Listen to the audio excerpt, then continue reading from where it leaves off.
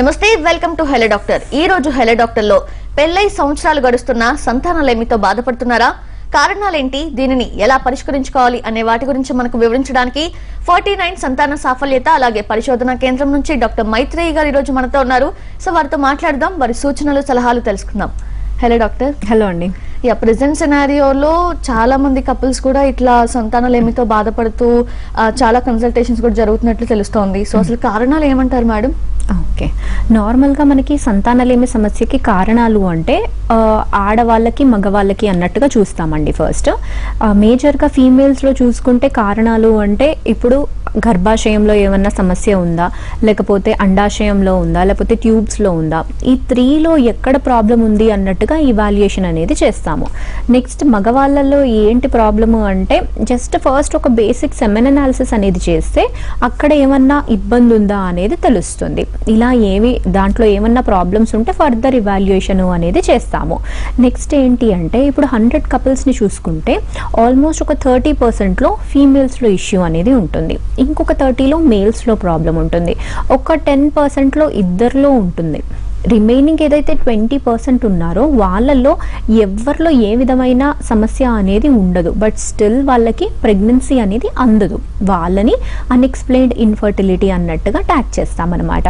వీళ్ళల్లో మనం మానిటర్ చేసుకుంటే ఎగ్ అనేది పెరిగి రిలీజ్ అవుతుంది, ఆడవాళ్ళల్లో ట్యూబ్స్ అనేవి ఓపెన్గా ఉంటాయి, మగవాళ్ళల్లో కణాలు అనేది నార్మల్గా ఉంటుంది, బట్ స్టిల్ ప్రెగ్నెన్సీ రావడానికి ఇబ్బందులు అనేవి ఫేస్ చేస్తారు. వాళ్ళని మనం అన్ఎక్స్ప్లెయిన్డ్ ఇన్ఫర్టిలిటీ అంటాం. అంటే మనకి కంటికి కనపడని ఏదో కారణం ఉంది, దానివల్ల ప్రెగ్నెన్సీ అనేది అందట్లేదు అని. సో అలా మనము ఇలా డివిజన్ అనేది చేసుకుంటాం అనమాట. ఎవరైనా ఇప్పుడు సంతానం కలగట్లేదు అనేది డాక్టర్ దగ్గరికి వస్తున్నారు అంటే ఎప్పుడైనా కానీ కపుల్ రావడము ఐడియల్. ఎందుకంటే ఇప్పుడు ఒక్కరిలోనే ఇన్వెస్టిగేషన్ అనేది చేస్తే ఓన్లీ హాఫ్ ఎవాల్యుయేషనే అవుతుంది. ట్రీట్మెంట్ అనేది ఒక 6 నెలలు అయిన తర్వాత అప్పుడు భర్త వచ్చిన తర్వాత సెమెన్ అనాలిసిస్ అలా చేస్తే దాంట్లో ఏమన్నా ఇబ్బంది ఉంటే ఫీమేల్కి ఇంతకాలం ఇచ్చిన ట్రీట్మెంట్ అంతా వేస్ట్ అవుతుంది. అందుకు ఎప్పుడైనా కానీ ఇనీషియల్ కన్సల్టేషన్ అయినప్పుడు కపుల్ అనేది వస్తే ఇద్దరికి సైమల్టేనియస్గా ఇవాల్యుయేషన్ అయిన తర్వాత ప్రాబ్లం అనేది ఎక్కడ ఉంది అది తెలుసుకున్నాక ఫర్దర్గా వాళ్ళకి ఎలా ట్రీట్మెంట్ చేస్తే ప్రెగ్నెన్సీ అనేది అందుతుంది అన్నట్టుగా సజెస్ట్ చేయొచ్చండి. Right, we have a caller. Prabhu గారు వైజాగ్ నుంచి. నమస్తే అండి ప్రభు గారు, మీ సమస్య ఏంటో చెప్పండి, డాక్టర్ గారు ఉన్నారు. నమస్తే అండి. హలో అండి, నమస్తే. డాక్టర్ గారు గుడ్ ఆఫ్టర్నూన్ అండి. గుడ్ ఆఫ్టర్నూన్ అండి, చెప్పండి. మేడం, మేము హాస్పిటల్కి వెళ్ళి ట్రీట్మెంట్ చేయించుకుంటే రిపోర్ట్లని నాకు ఇప్పుడు 26 అబౌవ్ ఉంటాయి మేడం. 26, 27 మధ్యలో ఉన్నాయి. అయితే నాకు మెనోపాజ్ వస్తుంది, ఎగ్స్ ఎదుగుదల లేదు అని చెప్పారు మేడం. ఐవీఎఫ్ చేసినా సరే ఇంకా ఫలితం ఉండదు అనేసి చెప్పారు మేడం.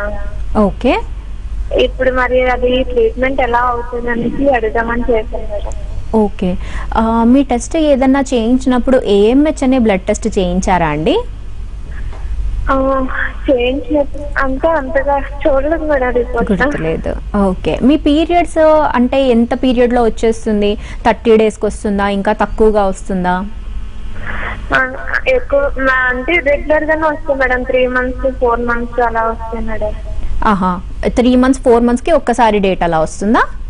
అలా వస్తుంది మేడం. ఇది స్టార్టింగ్ నుంచి అంతేనా అండి?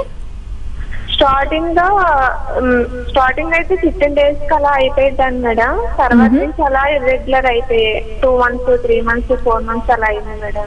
ఓకే, మీ బరువు ఏమన్నా పెరిగారా? బరువు 40 మేడం.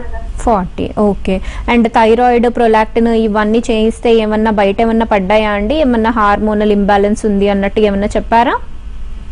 థైరాయిడ్ లేదు మేడం. ఏం లేదు. ఓకే, ఎగ్స్ ఎదగలేదు మీకు అనేసి చెప్పారు మేడం. మెనోపాజ్ వస్తుంది అనేసి అన్నారు. ఓకే, ఓకే అండి. నార్మల్గా ఒకటి ఏంటి అంటే ఇప్పుడు మెనోపాజ్ అనే కండిషన్ అనేది ఎప్పుడవుతుంది? అండాశయంలో రిజర్వ్ అంతా తగ్గిపోయినప్పుడు మెనోపాజ్ స్టేజ్కి వస్తుందన్నమాట. ఇది యూజువల్గా మనకి చూసుకుంటే ఆడవాళ్ళకి ఎప్పుడైనా కానీ 45 to 50 మధ్యలో లేకపోతే 50 దాటిన తర్వాత ఈ సిచ్యువేషన్ అనేది కనపడుతుంది. కాకపోతే కొన్ని కేసెస్లో ఏమవుతుంది అంటే ఈ ఒవేరియన్ రిజర్వ్ అనేది అర్లీగా తగ్గిపోతుంది. మీరు చెప్పిన దాంట్లో అర్థమయ్యింది అది. కాకపోతే మనకి బేసికల్గా చూసుకోవాలన్నమాట.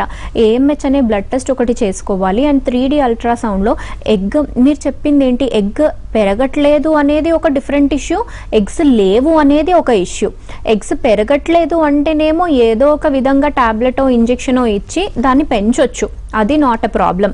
కాకపోతే ఎగ్ నంబర్ అనేది ఇంపార్టెంట్ అండి. ఇప్పుడు మెనోపాజ్కి రావడానికి అంటే ఎగ్ నంబర్ అనేది తగ్గాల. ఎగ్ నంబర్ అనేది తగ్గితేనే మెనోపాజ్ స్టేజ్కి రీచ్ అవుతారు. సో మీ కేసులో చూడాల్సింది ఏంటి అంటే అసలు అండాశయంలో రిజర్వ్ అనేది ఎంతగా ఉంది అనేది ఫస్ట్ అది చూసుకోవాలి. ఇంకొకటి దాన్ని కోరిలేట్ చేసుకోవడానికి ఒక బ్లడ్ టెస్ట్ అనేది ఏఎంహెచ్ అనే బ్లడ్ టెస్ట్ ఉంటుంది, యాంటీ ముల్లేరియన్ హార్మోన్, దాని ఫుల్ ఫామ్. ఈ బ్లడ్ టెస్ట్ అనేది మీరు చేయించుకుంటే మీ ఎగ్ రిజర్వ్ ఎంత మటుకు ఉంది అనేది తెలుస్తుంది. ఎందుకంటే మీ ఏజ్ కూడా చిన్నదే కాబట్టి ఈ రెండు ఫస్ట్ ఒకసారి చేయించుకోండి. బేసిక్ అల్ట్రాసౌండ్లోనే అండాశయంలో ఎన్ని నెంబర్ ఆఫ్ ఫాలికల్స్ ఉన్నాయి అన్నట్టుగా స్కాన్ చూస్తే తెలుస్తుంది. ప్లస్ ఆ బ్లడ్ టెస్ట్ ఒకటి చేయించుకున్న తర్వాత కరెక్ట్గా అడ్వైస్ అనేది చేయొచ్చండి. Right, we have one more caller. Doctor Durga గారు గుజరాత్ నుంచి. నమస్తే అండి దుర్గా గారు, మీ సమస్య ఏంటో చెప్పండి. నమస్కారం మేడం. హలో అండి. Good afternoon madam. Good afternoon అండి, చెప్పండి. మేడం మాకు పెళ్ళై 2 years అవుతుంది మేడం. ఓకే. 6 months ప్లానింగ్ చేసుకోలేదు పెళ్ళైన తర్వాత. ఆఫ్టర్ 6 months ప్లానింగ్ చేసుకుంటే అప్పటి నుంచి అవ్వట్లేదు మేడం. ఇప్పుడు దగ్గర 3 years వరకు అవుతుంది మాకు పెళ్ళయి. డాక్టర్ దగ్గరికి వెళ్తే PCOS అన్నారు మేడం. ఓకే. ఎగ్ మెచ్యూర్ అవ్వట్లేదు, ఎగ్ రిలీజ్ అవ్వట్లేదు అని అన్నారు. ఓకే. అయితే మెడిసిన్స్ వాడినప్పుడు ఒకసారి 2 times అయింది మేడం. వచ్చింది కానీ బేబీకి గ్రోత్ అవ్వట్లేదని అది మళ్ళీ పీరియడ్ వచ్చింది మేడం. ఓకే. అట్లా 2 times అయింది మేడం, గ్రోత్ లేదని చెప్పేసి. ఓకే. మళ్ళీ ఈ మంత్ నేను IUI చేశాను మేడం. ఈ మంత్ 9th IUI చేశారు. యాక్చువల్గా నా పీరియడ్ డేట్ 28 ఈ రోజే. కానీ నేనేం చేశానంటే 24th కరోనా వ్యాక్సిన్ వేసుకున్నాను మేడం. ఈ రోజు నాకు కొంచెం లైట్ గా పీరియడ్ లో ఓవర్ఫ్లో లేదు కానీ లైట్ గా కనిపిస్తుంది మేడం. లైట్ గా స్పాటింగ్ లాగా అవుతుంది. ఓవర్ఫ్లో అవుతుందా నార్మల్ గా అవుతుంది మేడం. అంటే ఎందుకు ఇలా అవుతుంది, అసలు తర్వాత ఏమన్నా తర్వాత నెక్స్ట్ ఏంటి, నెక్స్ట్ ఏంటి ప్రాసెస్ ఏంటి, అసలు ఎందుకు ఇలా అయింది మేడం? ఓకే. అసలు నా కండిషన్ లో అసలు పిల్లలు పడతారా లేదా, నెక్స్ట్ IUI చేయించుకోవాలా లేకపోతే నార్మల్ గా ట్రై చేయొచ్చా, వెయిట్ చేసి అవుతుందా నా కండిషన్? మీ ఏజ్ ఎంతండి? నాది 31 మేడం. 31. ఓకే. ట్యూబ్ టెస్ట్ అది అయిపోయిందా మీది? ట్యూబ్ టెస్ట్ చేయలేదు మేడం. ట్యూబ్ టెస్ట్ అవ్వలేదు. నాకు LH టెస్ట్ చేశారు మేడం. ఓకే. అండ్ మీ హస్బెండ్కి కౌంట్ అది బాగుందా? కౌంట్ 70 million వరకు ఉంది మేడం. ఆయనకి బాగానే ఉంది. ఓకే. కాకపోతే ఆయనకి థైరాయిడ్ ఉంది మేడం. థైరాయిడ్. ఓకే. ఓకే అండి. బేసికల్లీ ఇప్పుడు ఏంటి అంటే IUI చేసిన తర్వాత యూజువల్గా ప్రెగ్నెన్సీ టెస్ట్ అనేది అట్లీస్ట్ మనము పీరియడ్ అనేది స్కిప్ అయిన తర్వాత చేసుకుంటే ఐడియల్. అలా కాకుండా IUI అయిన తర్వాత 14 daysకి చేసుకున్నా కానీ రిజల్ట్ అనేది తెలుస్తుంది. అండ్ మీది ఎలాగో IUI చేసి 14 days అయిపోయింది కాబట్టి స్పాటింగ్ ఒక్కటే అవుతున్నారు కాబట్టి ఒక్కసారి అయితే ప్రెగ్నెన్సీ టెస్ట్ చేసుకోండి. ఆ ప్రెగ్నెన్సీ టెస్ట్లో మనకు ఒక ఐడియా అనేది వస్తుంది అసలు ప్రెగ్నెన్సీ నిలిచిందా లేదా అనేది.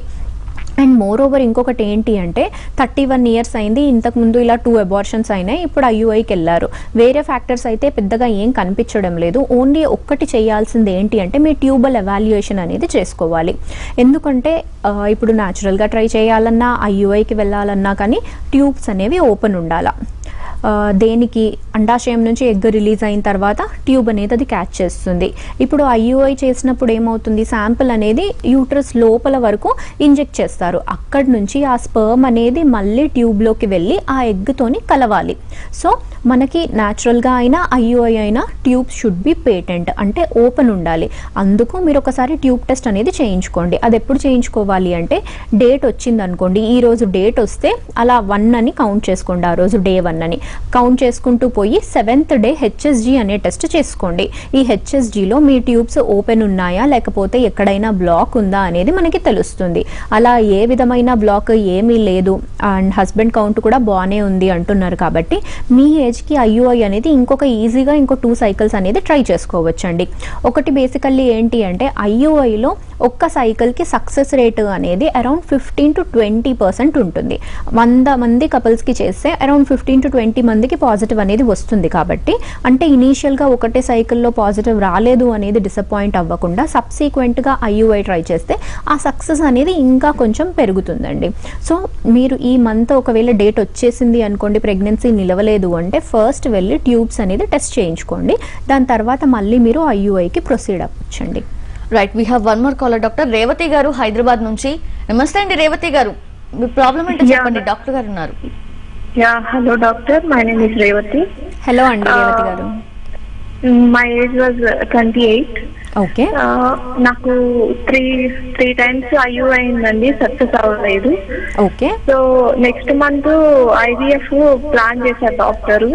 ఓకే. సో ఎలాంటి డాక్టర్ తీసుకోవాలి, ఎలాంటి జాగ్రత్తలు? ఓకే ఓకే అండి. అండ్ మీ హస్బెండ్ కౌంట్ అంతా బాగానే ఉందా అండి? అంటే నాది ఎగ్ క్వాలిటీ అన్ని ఎగ్స్ బాగానే ఫామ్ అవుతున్నాయి, రిలీజ్ అవుతున్నాయి. మా హస్బెండ్ స్పామ్ కౌంటే కొంచెం తక్కువగా ఉంది, మొబిలిటీ తక్కువగా ఉంది అన్నారు. ఓకే. సో ఓకే అండి. నార్మల్గా మనము IVFకి వెళ్ళే ముందు పర్టిక్యులర్గా ఈ జాగ్రత్తలు తీసుకోవాలి అన్నట్టుగా ఏమీ లేదండి. ఇప్పుడు ఆల్రెడీ 3 సైకిల్స్ IUI అయింది కాబట్టి IVF అనేది సజెస్ట్ చేశారు. మీరు చేయాల్సింది ఏంటి అంటే జస్ట్ హెల్దీ డైట్ అనేది తీసుకోండి, ప్రోటీన్ డైట్ లాగా. అంటే ఏంటి, ఆకుకూరలు, దాల్, స్ప్రౌట్స్, ఎగ్ వైట్ ఇలాంటివి మీ డైట్లో ఇంక్లూడ్ చేసుకోండి. ఇంకొకటి ఫోలిక్ యాసిడ్ అనేది వేసుకోండి. ప్రీ కన్సెప్షనల్గా ఎప్పుడన్నా కానీ ఫోలిక్ యాసిడ్ టాబ్లెట్ అనేది ప్రతి ఒక్క ఫీమేల్ ప్రెగ్నెన్సీకి ట్రై చేసే వాళ్ళు వాడుకోవాలన్నమాట. ఎందుకంటే ఫోలిక్ యాసిడ్ చాలా ఇంపార్టెంట్ రోల్ ప్లే చేస్తుంది. ఏం చేస్తుంది అది, బేబీలో అంటే మనకి పుట్టబోయే బేబీలో న్యూరల్ ట్యూబ్ డిఫెక్ట్స్ అంటే బ్రెయిన్ అబ్నార్మాలిటీస్ అనేవి ప్రివెంట్ చేయగలదన్నమాట. అందుకు మినిమం ప్రీ కన్సెప్షనల్గా 3 నెలలన్నా కానీ ఫోలిక్ యాసిడ్ అనే టాబ్లెట్ అందరూ వాడుకోవాలి. ఇవి కాకుండా ప్రోటీన్ డైట్, జస్ట్ ఒక 15 to 20 minutes ఎక్సర్సైజ్, వాకింగ్ అలా చేసుకోండి. అండ్ IVF అయిన తర్వాత కూడా ఇంత రెస్ట్ తీసుకోవాలి, బెడ్ రెస్ట్ తీసుకోవాలి అన్నట్టుగా ఏముండదు. నార్మల్గా IVF అయ్యాక కూడా జస్ట్ ఒక 2 days ట్రాన్స్ఫర్ అయ్యాక మినిమల్ రెస్ట్ తీసుకుంటే సరిపోతుంది. అంతేకాని బెడ్ మీదే పడుకొని ఉండడము, కంటిన్యూస్గా బెడ్ రెస్ట్ తీసుకోవడము ఇట్లాంటివి ఏమీ అవసరం లేదండి. మీ యూజువల్గా మీ లైఫ్ స్టైల్ ఏదైతే ఉందో అదే ఫాలో అవ్వండి. హెల్దీ డైట్ తీసుకోండి, బాగా యాడిక్వేట్గా ప్లెంటీ ఆఫ్ వాటర్ తీసుకోండి. ఓన్లీ జస్ట్ మనము తీసుకోవాల్సిన జాగ్రత్త ప్రజెంట్ సిచ్యువేషన్లో ఏంటి అంటే ఈ కోవిడ్ అనేది కొంచెం ఎక్కువగా ఉంది కాబట్టి ఏదైనా కానీ కొంచెం సోషల్ డిస్టెన్సింగ్, మాస్క్ వేసుకోండి, డబుల్ మాస్క్ వేసుకోండి, శానిటైజ్ చేసుకోండి. ఈ జాగ్రత్తలు అనేవి పర్టికులర్గా తీసుకోండి. అపార్ట్ ఫ్రమ్ దాట్ ఇంకా పెద్ద జాగ్రత్తలు అనేవి ఎక్కువగా ఏముండవండి. Welcome back and we have a caller. Doctor నమస్తే అండి, మీ ప్రాబ్లం ఏంటో చెప్పండి, డాక్టర్ గారు ఉన్నారు. Madam good afternoon. Madam good afternoon అండి. మేడం నా పేరు దీప్లా, నేను చంపాపేట నుంచి మాట్లాడుతున్నాను మేడం. ఓకే మేడం, నేను 39 మన దిల్సుఖ్ నగర్ బ్రాంచ్ లో చూపించాను మేడం. అక్కడ శృతి మేడం అని ఉంటారు. ఓకే. సో మేడం అక్కడ ఏమైందంటే మేము ట్యూబల్ టెస్ట్ చేయించుకున్నాం last year star hospital doctor Venkateswarlu గారి దగ్గర. ట్యూబల్ టెస్ట్ క్లియర్ అయింది. అయితే ఏంటంటే నేచురల్ గా మేము జ్యోతి మేడం గారు ఉన్నారు కదా మేడం సికింద్రాబాద్ లో, అక్కడ వెళ్తే IUI ప్రిఫర్ చేశారు. మ్యారేజ్ అయ్యి 3 years మేడం. నా ఏజ్ 27, మా మిస్సెస్ ది 23 years మేడం. అయితే ఈసారి IUI చేస్తే జనరల్ గా IUI ట్రీట్మెంట్ శృతి మేడం చేశారు. IUI జనరల్ గా ఫెయిల్ అయింది మేడం. ఈ రోజే డేట్ అయింది. ఓకే. మళ్ళీ సో మామూలుగా ఫస్ట్ రోజు ట్రీట్మెంట్ చేయించిన రోజు ఫస్ట్ ఎక్కువ అనేటువంటిది కరెక్ట్ గా రిలీజ్ అవ్వట్లేదు అని చెప్పేసి మేడం గారు చెప్పారు. తర్వాత HMG టాబ్లెట్, ఇంజక్షన్, FSHG, పోలీసర్జీ ఇంజక్షన్ ఇచ్చారు. పోలీసర్జీ 10K డోసు. అయితే మేడం గారు ఏం చేశారంటే ఎగ్ రిలీజ్ కి IUI అంటే ఎగ్ రిలీజ్ ఇంజక్షన్ అవుతుందనగా బిఫోర్ డబుల్ IUI చేయించాను మేడం. అయినా సరే నాకు సక్సెస్ అవ్వలేదు. లెటర్ 2.5 mg ఇచ్చారు, 4, 3, 2, 2, 1 అలా. దాంతో పాటు IUI ఫెయిల్ అయింది మేడం. మళ్ళీ ఈ రోజే మళ్ళీ మా మిస్సెస్ కి డేట్ అయింది. ఈమెకి ఏంటంటే ఇర్రెగ్యులర్ మేడం, 2-3 months ఒకసారి అట్లా వస్తుంది. అలా మేడం. ఓకే ఓకే అండి, ఇప్పుడు ఇది ఫస్ట్ సైకిల్ కదండి ఐయుఐ ట్రై చేయడము? ఓకే ఇప్పుడు ఫస్ట్ లాస్ట్ మంత్ చేయించాను మేడం. ఓకే ఓకే అండి. ఇప్పుడు నార్మల్గా ఏంటంటే మనకి ఎగ్ పీరియడ్ అనేది ఇలా 2-3 మంత్స్కి వస్తుంది అంటే బేసికల్గా ఎగ్ డెవలప్మెంట్ దగ్గర ఇబ్బందులు అనేవి ఫేస్ అవ్వచ్చు. దానికి మీకు ఈ టాబ్లెట్ ఇంజెక్షన్స్ అవి అనేది ప్రిస్క్రైబ్ చేశారు. అండ్ ఎగ్ రిలీజ్ అయ్యే టైంకి ఇలా డబుల్ ఐయుఐ అనేది చేశారండి. సో ఇప్పుడు ఏంటి అంటే ఐయుఐలో ఏదైనా కానీ ఏది మానిటర్ చేయొచ్చు, ఎగ్ ఎలా పెరిగి రిలీజ్ అవుతుంది అక్కడి వరకు చూడొచ్చు. ఆ టైంకి రిలీజ్ అయ్యే టైంకి అంటే ఎగ్ రిలీజ్ అవుతుందా లేదా అనేది ఎలా తెలుస్తుంది? ఇప్పుడు స్కాన్లో చూసుకుంటే ఇన్ని రోజులు ఏదైతే ఫాలికల్ అనేది పెరిగిందో, ఫాలికల్ అనేది ఇప్పుడు ఔటర్ బ్యాగ్ లైక్ స్ట్రక్చర్ అనమాట. మన పర్స్ ఎలా అయితే ఉంటుందో ఫాలికల్ అనేది ఆ స్ట్రక్చర్. ఆ ఫాలికల్ లోపల కంటెంట్ అనేది కనబడదు స్కాన్లో.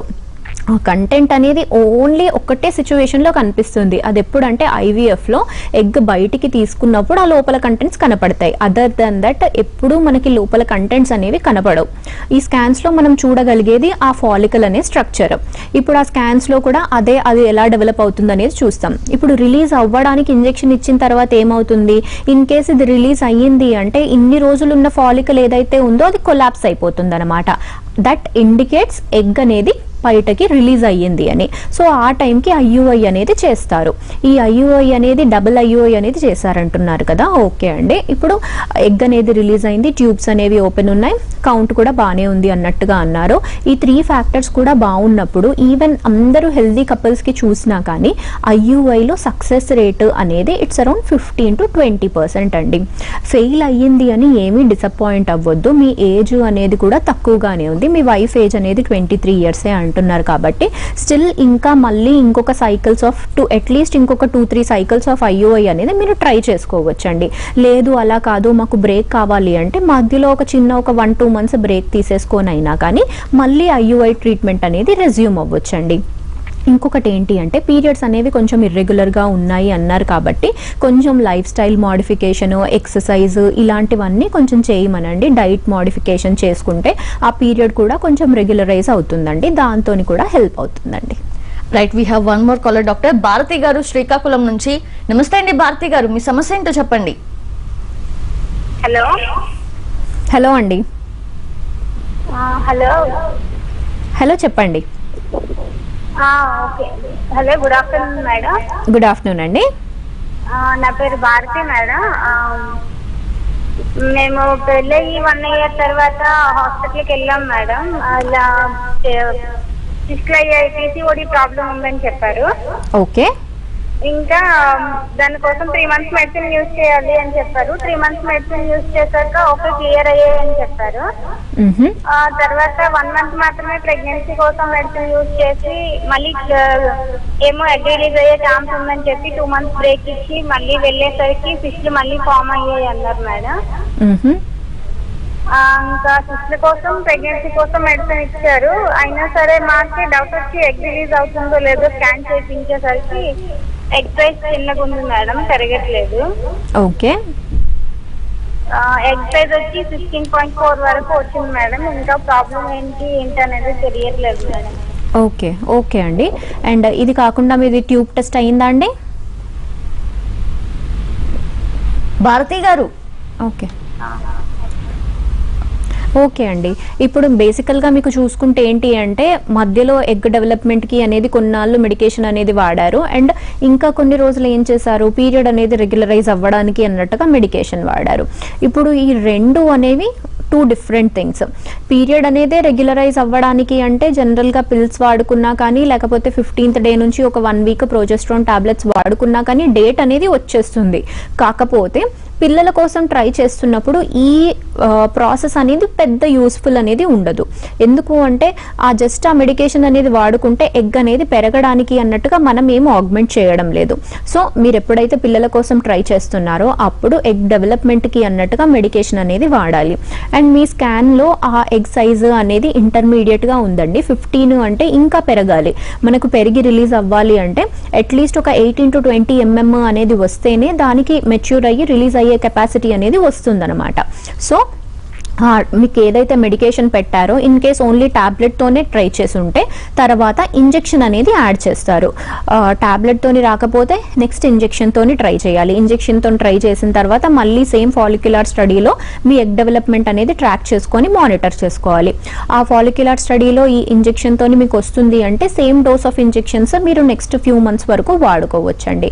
అలా మనకి ఎగ్ డెవలప్మెంట్ అన్నట్టుగా ట్రీట్మెంట్ అనేది ఉంటుంది. ఇప్పుడు కొందరికి ఏమవుతుంది అంటే సబ్సీక్వెంట్గా ఎన్ని మంత్స్ ఎగ్ డెవలప్మెంట్ కి ఇలా ఎన్ని ఇంజెక్షన్స్ అలా పెట్టినా కానీ అది డెవలప్ అవ్వదనమాట. అంటే కొందరు బాడీ రెసిస్టెంట్ గా ఉంటుంది. వాళ్ళల్లో చూసుకుంటే ఏమవుతుంది, హార్మోన్స్ అనేవి కొంచెం చాలానే ఇంబ్యాలెన్స్ ఉంటుంది. LH అనేది చాలా హయ్యర్ సైడ్ ఉంటుంది.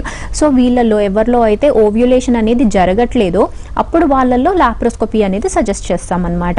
లాప్రోస్కోపీ అనేది దేనికి, ఎగ్ అనేది ఇన్నాళ్ళు మనం ఎంత ట్రీట్మెంట్ ఇచ్చినా కానీ ఓవ్యులేషన్ అవ్వట్లేదు, హార్మోన్స్ అనేవి చాలా హయ్యర్ సైడ్ ఉన్నాయి అంటే అప్పుడు లాప్రోస్కోపీ విత్ ఓవేరియన్ డ్రిల్లింగ్ అనేది సజెస్ట్ చేస్తారు. ఆ ఓవేరియన్ డ్రిల్లింగ్ కూడా మొత్తం ఓవరీ అంతా పంక్చర్స్ ఏమీ చెయ్యరు, జస్ట్ ఒక 4 పంక్చర్స్, అది కూడా కార్టెక్స్ ఓవరీ అనేది లోపల పార్ట్లో ఆ పంక్చర్స్ అనేవి చేస్తారనమాట. అందరికి ఉండే యూజువల్ డౌట్ ఏంటి అంటే నీటి బుడగల గురించి ఆపరేషన్ అయింది, నీటి బుడగలు తీసేసామన్నారు అన్నట్టుగా అంటారు. అంటే ప్రతి ఫాలికల్ నేమి పంక్చర్ చేయరు. నీటి బుడగలకి ఆపరేషన్ అంటే అండాశయంలో జస్ట్ ఒక 4 పంక్చర్లు అనేవి పెడతారనమాట. అది కూడా లోపల కార్టెక్స్లో. దాంతో ఏమవుతుంది అంటే హార్మోన్ ఏదైతే మేల్ హార్మోన్ నుంచి LH వస్తుందో అది డిక్రీజ్ అవుతుంది అనమాట. అది ఎప్పుడైతే డిక్రీజ్ అవుతుందో మనకి ఓవ్యులేషన్ ఛాన్స్ అనేది ఇంక్రీజ్ అవుతుంది. అట్లా లాప్రోస్కోపీ విత్ ఈ ఓవేరియన్ డ్రిల్లింగ్ చేస్తే ఆ హార్మోన్స్ అనేవి బ్యాలెన్స్ అయ్యి ఓవ్యులేషన్లో హెల్ప్ చేస్తాయి. సో ఇప్పుడు మీరు చేయాల్సింది ఏంటి అంటే టాబ్లెట్తోని మీకు ఎగ్ అనేది డెవలప్ అనేది సరిగ్గా అవ్వలేదు కాబట్టి ఇంజెక్షన్స్ రూపంగా ట్రీట్మెంట్ అనేది తీసుకోవాలి. తర్వాత అలా మానిటర్ చేసుకుంటే ఆ ఎగ్ రిలీజ్ అయ్యే టైంకి న్యాచురల్గా ట్రై చేసినా కానీ ఛాన్సెస్ అనేవి ఎక్కువ సైడే ఉంటాయండి. అండ్ డాక్టర్, చాలా మంది న్యాచురల్ కన్సెప్షన్ తో ప్రెగ్నెన్సీ వచ్చాక కూడా ఫీటస్ గ్రోత్ లేదని చెప్పి మిస్క్యారేజెస్ అవుతుంటాయి. సో అలా రిపీటెడ్ గా ఉన్న కేసెస్ లో IUI IVF కి వెళ్తారా, వెళ్తే సక్సెస్ రేట్ ఎలా ఉంటుంది? ఓకే, నార్మల్గా ఇప్పుడు వాళ్ళ కేసు చూసుకుంటే అండి బేసికలీ ప్రెగ్నెన్సీ రావడానికి అన్నట్టుగా ఇబ్బంది ఏం లేదు, అది నిలబడడానికి ఇబ్బంది అన్నట్టుగా ఉంది. వీళ్ళల్లో ఈ IUI ట్రీట్మెంట్ చేసినా న్యాచురల్గా అయినా కానీ ప్రెగ్నెన్సీ వస్తుంది. ఇప్పుడు మనం ఈ IUI IVF ట్రీట్మెంట్ అనేది చేసేది ఎందుకు, ప్రెగ్నెన్సీ అనేది రావడానికి. సో IUI చేయడంలో పెద్ద ఉపయోగం అనేది వీళ్ళకి ఉండదు, IVFలో ఉంటుంది. ఎందుకు అంటే వీళ్ళల్లో ఏమవుతుంది అనేది ఫస్ట్ మనం ఎవాల్యుయేషన్ అనేది చేసుకోవాలి. ఏ కారణం వల్ల ఇంత రికరెంట్గా ఊరికే నిలబడిపోతుంది అనేది. కొందరిలో ఏంటి, చాలామంది అనుకునేది ఏంటి అంటే మాది మేనరికం పెళ్ళేం కాదు, ఎందుకు ఇన్నిసార్లు అబార్షన్ అవుతుంది అనేది. మేనరికం పెళ్ళి కాకపోయినా కానీ చాలా మందికి కొన్ని జీన్స్లో క్యారియర్ ఉంటారనమాట. ఇద్దరు హస్బెండ్ వైఫ్ క్యారియర్ ఉండడం వల్ల బేబీలో కొన్ని జెనెటిక్ అబ్నార్మాలిటీస్ అనేవి వస్తాయి. ఆ కారణం వల్ల రిపీటెడ్గా అబార్షన్స్ అంటూ అవుతుంటాయి. అది మనకి ఎలా తెలుస్తుంది, హస్బెండ్ వైఫ్ది ఇద్దరిది క్యారియోటైపింగ్ అనేది చేయించుకోవాలి, ఇట్లా రిపీటెడ్ అబార్షన్స్ అవుతుంటాయి. అపార్ట్ ఫ్రమ్ దాట్ ఎప్పుడైతే అబార్షన్ అవుతుందో ఆ ప్రోడక్ట్స్ అనేది మనము ఎగ్జామినేషన్కి పంపిస్తే దాంట్లో ఏ విధమైన క్రోమోసోమల్ అబ్నార్మాలిటీ ఉంది అనేది బయటపడుతుంది. సో ఫస్ట్ 3 monthsలో మేజర్గా అబార్షన్కి కారణం అనేది ఇదే అనమాట. క్రోమోసోమల్ అబ్నార్మాలిటీ బేబీలో ఉండడం వల్ల ప్రెగ్నెన్సీ అనేది పోతుంది. తర్వాత అనేది infections, torch group of infections అని, ఇంకొందరిలో యాప్లా అనేది, ఇట్లాంటివి చాలా ఉంటాయన్నమాట. ఫస్ట్ ఈ ఇవాల్యుయేషన్ అంతా చేసుకోవాలి. నెక్స్ట్ ఇంకొకటి గర్భాశయంలో లోపల ఏమన్నా షేప్ అన్నా డిఫరెంట్గా ఉంటే, లేకపోయినా ఏదన్నా పొరనన్నా ఉంటే సెప్టమ్ అంటారు, ఇట్లాంటి కండిషన్స్లో కూడా అబార్షన్స్ అవుతాయి. సో ఫస్ట్ బ్లడ్ ఇన్వెస్టిగేషన్స్ అనేది చేసుకోవాలి. తర్వాత హిస్ట్రోస్కోపీ అంటే గర్భాశయం లోపల ఎలా ఉంది అన్నట్టుగా ఒక కెమెరా అనేది త్రూ హిస్ట్రోస్కోప్ పంపించి చూస్తారనమాట. చూస్తే దాంట్లో ఏమన్నా బ్లడ్ సప్లై ఏమన్నా తక్కువగా ఉందా, అతుకులు ఏమన్నా ఉన్నాయా, ఏదన్నా ఇన్ఫెక్షన్ ఉందా, ఇలా మనకి తెలుస్తుంది. లేకపోతే ఏదన్నా సెప్టమ్ ఉందా, సెప్టమ్ ఉంటే అదే సెట్టింగ్లో అది అనేది క్లియర్ చేసుకోవచ్చు. ఇవి అయిన తర్వాత నెక్స్ట్ ఏమన్నా క్రోమోసోమల్ అబ్నార్మాలిటీస్ ఒకవేళ ఉంటే వాళ్ళకి జెనెటిక్ కౌన్సిలింగ్ అనేది అయ్యాక నెక్స్ట్ IVF ట్రీట్మెంట్ ద్వారా వీళ్ళకి సక్సెస్ఫుల్ ప్రెగ్నెన్సీ అనేది వచ్చే ఛాన్స్ ఉంటుంది. ఎందుకంటే IVFలో మనము ఎంబ్రియో ఏదైతే బయట ఫామ్ అవుతుందో ఆ ఎంబ్రియోని టెస్టింగ్కి పంపించవచ్చు. PGD PGS అనేవి ఉంటాయి. వీళ్ళల్లో ఆ ఎంబ్రియో మంచిగా ఉన్న తర్వాత ఆ ఎంబ్రియోని మనం ట్రాన్స్ఫర్ చేసుకుంటే సక్సెస్ఫుల్గా ఆ హెల్దీ ప్రెగ్నెన్సీ అనేది వస్తుందండి. Right, thank you doctor. ఈ రోజు Welcome స్టూడియోకి అండి. వచ్చి ఇన్ఫర్టిలిటీ చికిత్సకు సంబంధించిన వివరాలను అందించారు. వెల్కమ్ అండి, మై ప్లేస్. రైట్, ఇది ఇవాల్టి హెలో డాక్టర్. కీప్